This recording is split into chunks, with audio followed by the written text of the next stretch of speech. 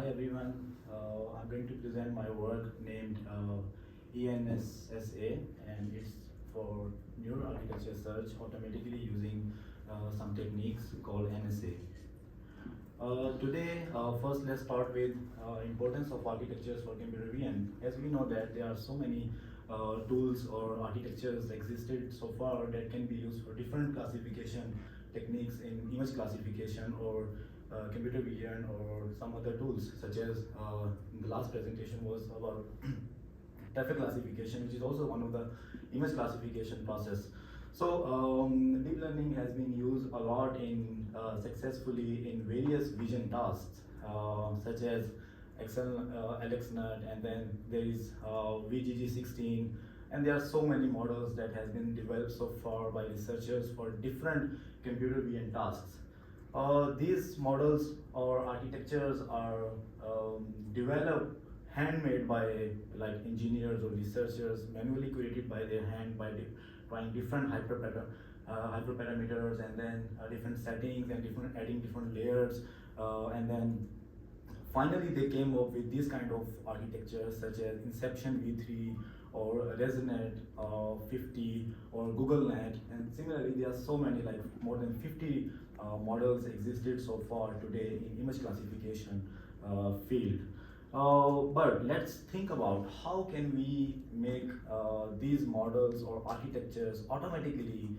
Instead, a human is making an effort to design these architectures. Instead of that, we let the machines do the things, and we develop an algorithm which can automatically define or design architectures that fills your need for a specific task. It could be image classification, or it could be some specific object detection, or it can be anything. Instead of making it like one by one testing every day, we just let the algorithm to run, and they can come up with the best model which fulfill your needs depending on your task. Such approaches also exist so far, and those approaches are called neural architecture search. Is NAS. NAS usually design the neural architectures automatically by following some approaches. Let me give you some background of these approaches. How does it work? It has a search space which is micro and macro. It has two categories. Macros propagate through a search space and try to find different hyperparameter tuning and adding some layers or removing some layers and try to find some architecture that fulfills your need. And it follows a strategy, for example, reinforcement learning or evolutionary algorithms. These are the two strategies that is commonly used in these kind of NSH models. And then there is a performance evaluation category which has proxy models or weight sharing models. So proxy models is like temporary, defining a hyperparameter or a parameter to evaluate the performance of the model during that algorithm is running. And similarly, weight sharing. This is also another technique that is used usually in this field of NSA. And then you can see in the picture, like this is a process that follows in NAS to find architectures. Like algorithm is run using a search space, and then follows by a strategy and try different architectures for a specific given problem, and then finally through testing the performance on given or chosen strategy, just try to evaluate the performance and one by one, and then finally they came up trying like hundred or thousands of different architectures, finally came up with the best performing architecture that fulfill your needs. So it reduces the human effort, and machines try to do it automatically. In this paper, we use these macro evolutionary models and proxy models as a performance estimation strategy. We have used a baseline model which is NSGA, and we extended that approach that has been introduced in NSGA net model, and we just try to explore the different dimensions and different sorting algorithms in the original approach, which was NSGANet proposed by the authors. We specifically use four sorting algorithms. First one is efficient non-dominating sorting, and fast non-dominant sorting, and then naive non-dominating sorting. So in the original paper, they have not considered exploring the different sorting algorithms, and we have modified the architecture and try to use different sorting algorithms so that we can optimize the problem, we can optimize the solutions and their complexity and enhance the performance. So in this paper, we have two objectives. The first objective is classification error. So we try to reduce the classification error as much as we can, and also not only reducing the classification error, but also improving the computational complexity. Usually, in the previous approaches, if one approach has a good classification error, then it's not necessary that they will have a good complexity as well. Sometimes the model is so complex, but the classification error is so high, and sometimes the classification error is so small but model is also very complex. So we need to be careful, and we need to design an approach which can be which can have a low classification error, but also less complex. So we came up with this approach, and originally we re-implemented that original approach, which was NSGNet, and then we explored some 4 kind of sorting algorithms and trained on Cypher 10, just like did in the original paper as well. And then in our extended paper, we explored these 4 sorting algorithms and tested on the similar data set that has been used in NSGNet as well.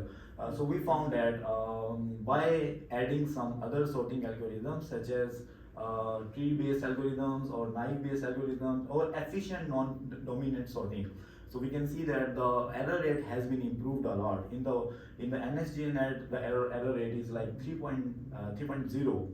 However, in our case, the last one, efficient non-dominating sorting, by adding that sorting algorithm, we can achieve 2.4 error rate, and with 87.2% accuracy, which is almost like 1.36% higher than the NSGNet. And then it not only improves the accuracy as compared with NSGNet, our model also improves the error rate, which is very unique, which gives you the balance between two performance evaluation matrices, a classification error as well as the error rate and accuracy. And then finally, once we get the model trained, and then we try to compare with each other, like that our baseline model, NSGNet, and then our approach, and then we try to find who's gonna find the best architecture among each other. Then we found that so for testing, we just run the model for 10 epochs, and then we try to see how our model can find the architectures as compared to the other models that we are comparing with. So we run for the 10 epoch on the similar data set, C410, and then we found that when we run only for 10 epochs, among them 10 epochs, the 2 best architectures found by respective models like NSGNet or E-NSSA ours. So we found that like our model gets higher accuracy than NSGA, and also like the number of floating points, and then the classification error is also like better than NSGNet. And so we can see that like in terms of floating point errors and also in terms of like accuracy, we are getting better than NSGNet. And then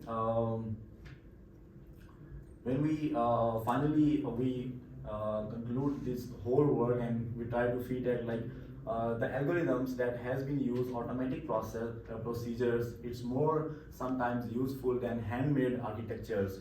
The handmade architectures take so much time to figure out our needs and try to make the architectures that fit for our needs. So we can use these NA-based approaches and try to deploy those such approaches, and we can find the architectures that can be specific for our desired classification task. For image, it can be object detection as well.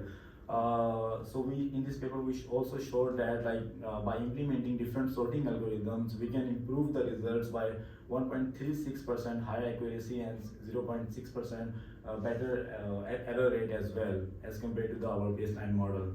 And our found architectures are better one, obviously, than the handmade architectures on CFAR10.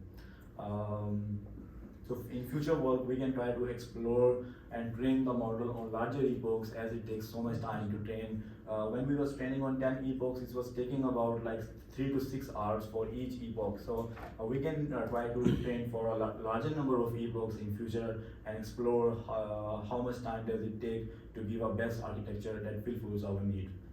This is for today, and if you have any questions, I will be happy to answer. Okay, very good. Okay, any questions? Yes, sir. Sorry to have a question is one of It's okay.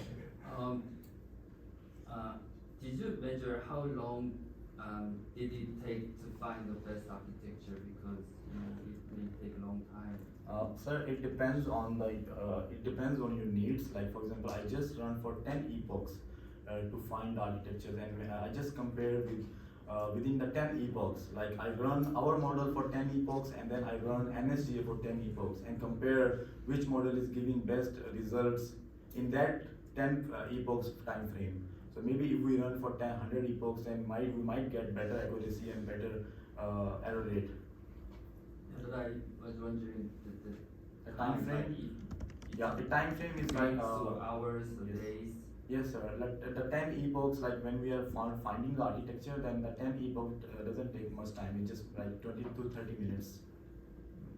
Yes. Does the depth of architecture matters? Depth of architecture? Yeah, how much convolutional layers? Yeah, it is calculated in terms of flops. So you can measure, you can see the value of flop. If it is like in 200 flops, then it means the architecture is so complex. If it is just 2 like flops, then it means it's not complex. Yeah.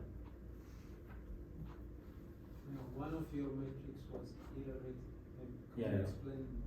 Yeah, so the error rate is basically flops, like for example, there is accuracy, and then there is a error rate. So error rate is also in terms of like flops, like number of floating point operations. So like for example, if you have we are testing on CIFAR10. So CIFAR10 we are testing, and then we are looking the performance of our model. So how can I say, it's like CIFAR10 has images, and we have a 100% model, and then we test the predictions of classification on CIFAR10, and then that classification error we measures, and then model design another architecture, and then again calculate the like classification result on CIFAR10 and calculate that matrices and compare it with the previous one, so we can see how much accurate it is. If it is like 20, if it like for example it has how much percentage of error does it has as compared to the original one, the image in that task. Did you test on the whole CFAR each time for each 10 iterations? No, it is already divided into like testing and training. So it is all 15 is that sort of a Yeah, yeah. 15 for the whole data set. I couldn't understand. For the whole data set, you tested the CFAR for the whole data set. No, it has been like divided into testing and training. So we just tested on testing and training on trained on training. For the whole training data set. What do you mean by whole?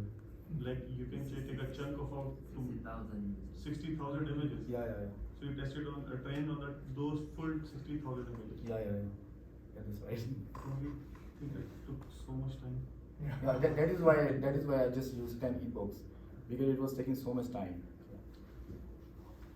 It was making a one architecture and testing, training, and then making 2 architecture and then testing, training, and making 3rd architecture and testing, training. So it takes so much time to find the best architecture. Yeah. Thank you. Okay, time's up. Yeah, thank you. Thank you for your presentation. Thank you. Now we have